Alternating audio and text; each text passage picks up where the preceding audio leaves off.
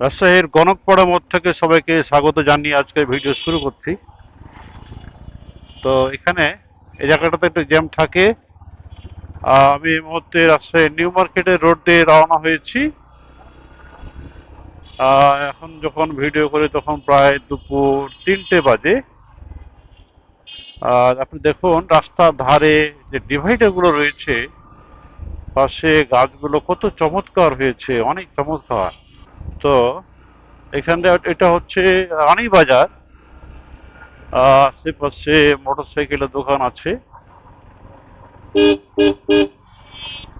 এখান দিয়ে পার হয়ে গেলাম আমি।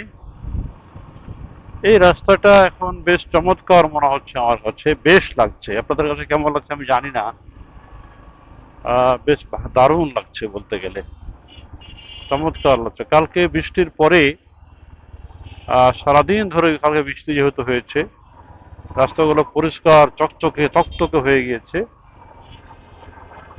এবং দেখতে দারুণ লাগছে, ধুয়ে মুছে পরিষ্কার হয়ে গেছে। সবুজ গাছগুলো নতুন প্রাণ ফিরে পেয়েছে, নতুন করে প্রাণ ফিরে পেয়েছে। আমাকে এটা ক্রস করতে হবে। এই গাড়ির পিছনে থাকলে আমার হবে না, সামনে এগিয়ে যাওয়াটা সবচেয়ে ভালো।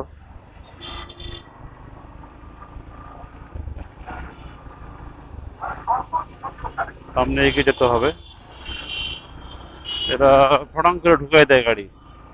কি বলবো, আর বলার কোনো অপেক্ষা রাখে না। এই বামে চলে যাই আমি।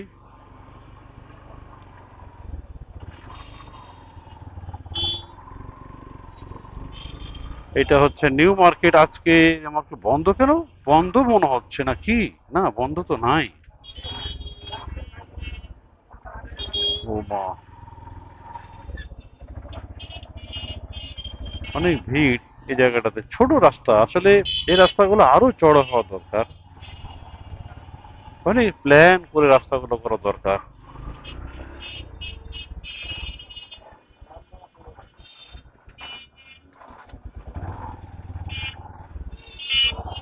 ও,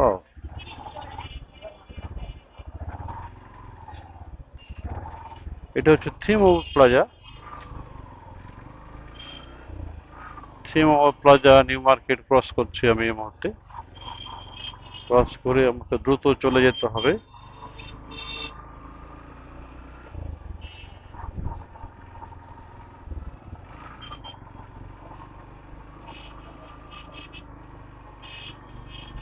ওকে, হ্যাঁ। এখন এই মুহূর্তে চলে আসলাম আমি হলো,